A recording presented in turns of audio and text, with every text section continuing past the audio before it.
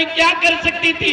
लेकिन महारानी जी, शायद आपको पता होना चाहिए कि झूठी अफवाह होने से आपको कैसे आप गर्भवती हो जाएंगी। आपको इस चीज के लिए झूठी अफवाह करना शोभा नहीं देता था। अब तू ही मेरी इज्जत आबरू सब तू ही मेरी बचा सकता है माली, तेरे हाथ में सब कुछ है। महारानी जी, मैं क्या कर सकता हूँ? मैं कोई भगवान थोड़ी हूँ, मैं तो एक इंसान हूँ। इंसान के नाते जो भी मेरा फर्ज हो, मैं आपके लिए अपनी जान दे सकता हूँ। महारानी बोलिए, क्या मुझसे चाहिए? माली, मैंने सुना है कि आपकी पत्नी गर्भवती है। मैं आपके आगे हाथ जोड़ती हूँ, लेकिन ये बात हमारे तुम्हारे सिवा और दूसरा कोई न जाने। जो आपकी मालकिन गर्भवती है, अगर वो बच्चा मुझे मिल जाए मालिक, अगर मुझे दे दो तो मैं आपका उपकार जीवन भर नहीं भूलूंगी। मैं आपके आगे हाथ जोड़ती हूँ। नहीं महारानी जी, नहीं, ऐसा नहीं हो सकता महारानी जी।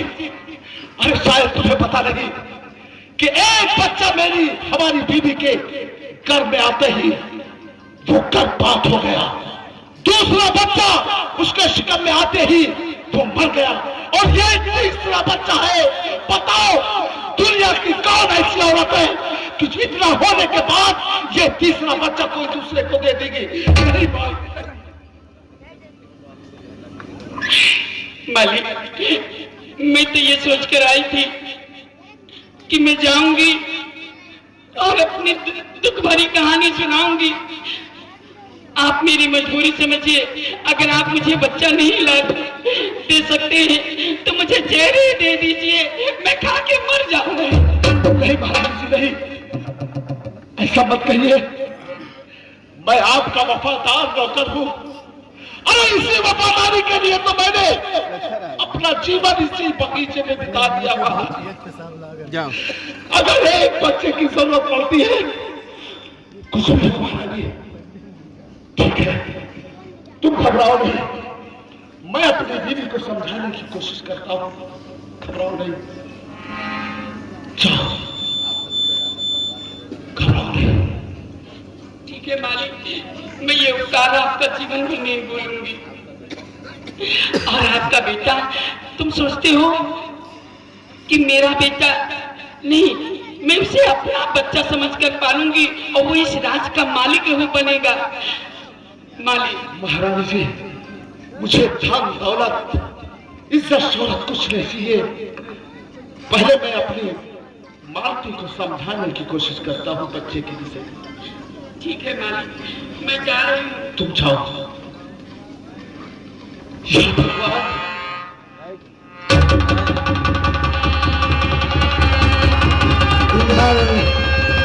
बंसीवाली ने तो महारानी से वादा कर लिया, लेकिन बेहाल हो गया बेचारा। होठ सूख गए।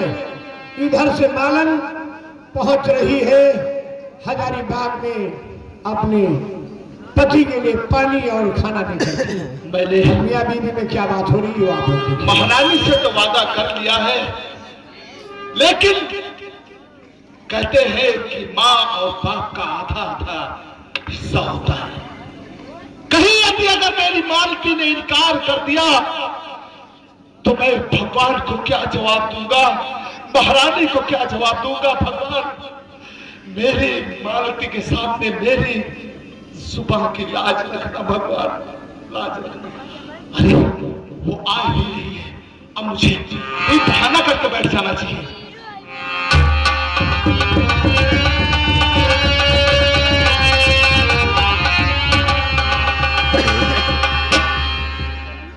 अरे राधा, आप उदास क्यों बैठे हैं?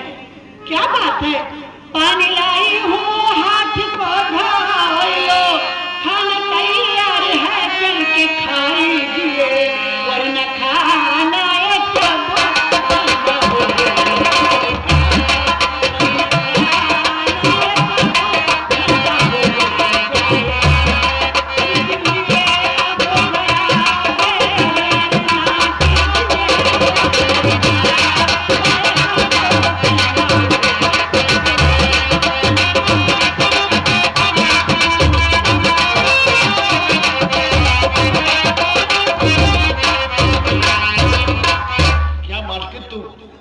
ये खाना लेकर आई हो मेरे लिए, पानी भी लेकर आई हो।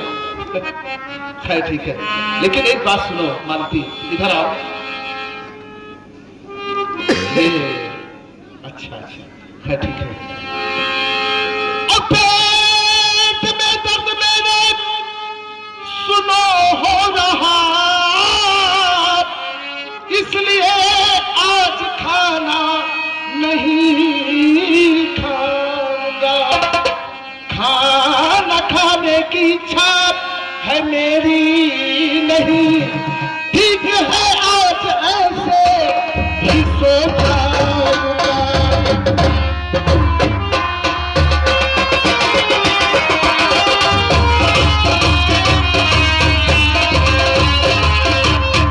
बात कुछ यार है क्यों बताते नहीं, दर्द का केवल तो बहाना रहा, आज गमगीन कैसे न बयान है, आज लगता ऐसी कभी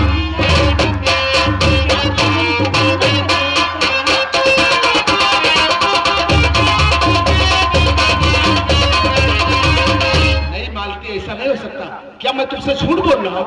अरे मैंने जिंदगी में कभी तुमसे झूठ बोला है? तो फिर तुम ऐसा क्यों कह रही हो?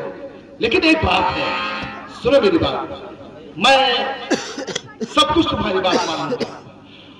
और शर्त है मेरा कर लो स्वीकार कर, तो भला खोलूं मैं और अपने सुपर को मैं वचन किसी को और दे चुका हूँ प्रिय, इसलिए ना कुचलिए जो अरमान को।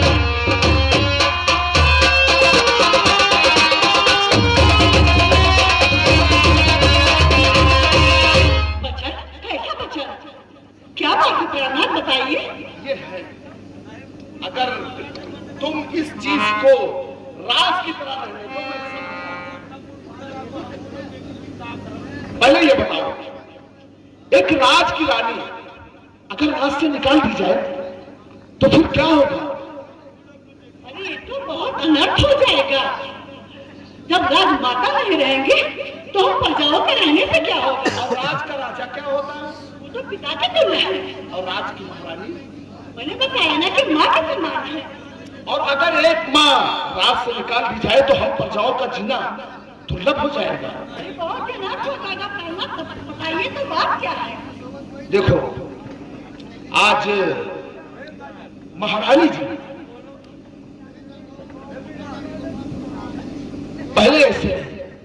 पहले मेरे सर पे हाथ रखकर सौगंध खाओ, फिर मैं तुम्हें बताऊंगा। बोलो कि जो मैं कहूंगा सिर्फ तुम वही करो।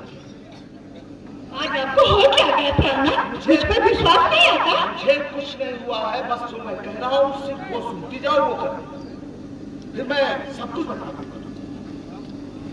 मैं आपके सर पे हाथ रखकर कसम खाती हूँ, जो आप कहेंगे मैं वही करूंगी और किसी से नहीं कहूंगी।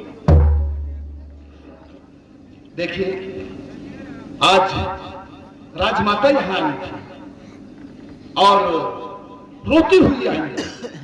मैंने देखा कि महारानी यहाँ बगीचे में बैठी रो रही है।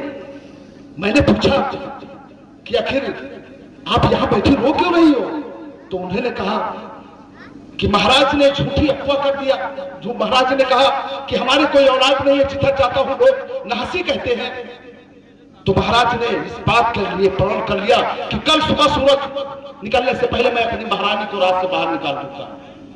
ये बात महारानी के कान में गई तो उन्होंने झूठी अफवाह कर दी कि मैं गर्भवती हूँ। इसके लिए आज ये मैं सही कह रही हूँ, कोई भगवान तो नहीं। हाँ, सच कह रही हो।